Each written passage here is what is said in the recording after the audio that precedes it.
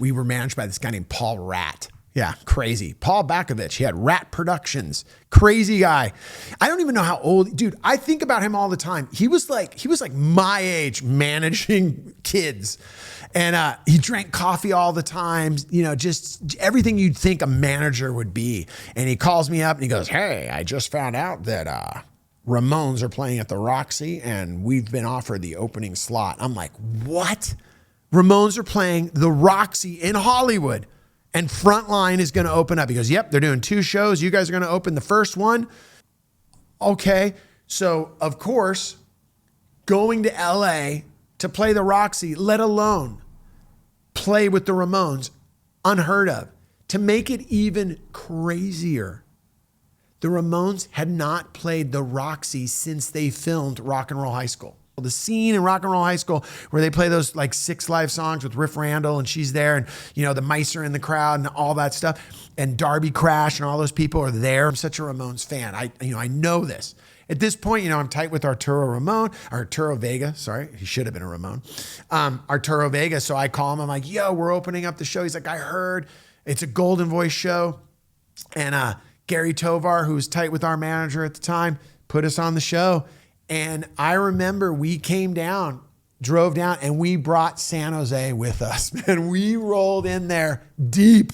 Corey O'Brien, Reeps, like all these homies of ours. We're like, dude, and I was always the guy, like more the merrier. Like, just let's go. Steve Soto was there.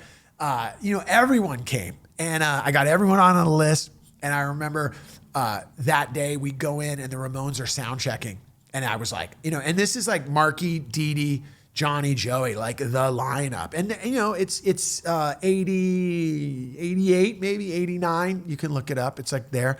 We are just in heaven. I walk in and they're sound checking. Oh my God, there they are.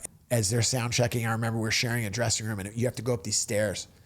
So you're going up and down, up and down, up and down. And you know me, I'm like spinning out of control. This is so fired up. And at one point, we got done with our sound check and I was bolting up the stairs, not looking, and Joey was coming down.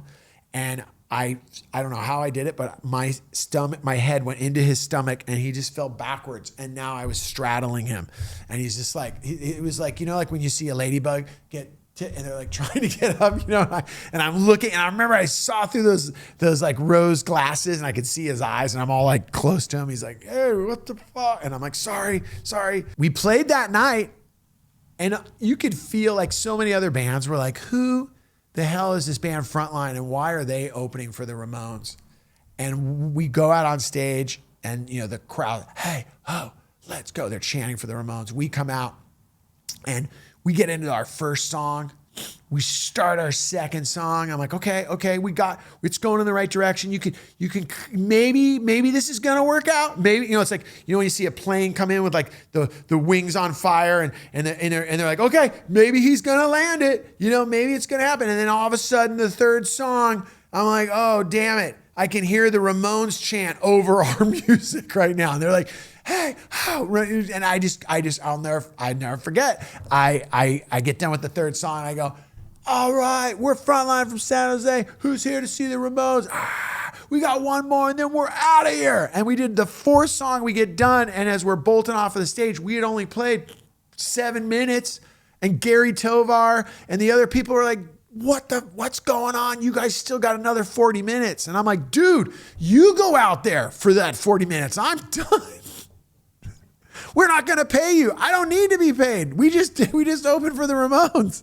I remember Gary Tovar's like, oh my God. I remember that night we sat there with him and Steve Soto and watched the Ramones play. And Gary's just, we ended up getting paid, but yeah, we did about 3.5 songs. That's when I knew. I was always good at knowing when to bail.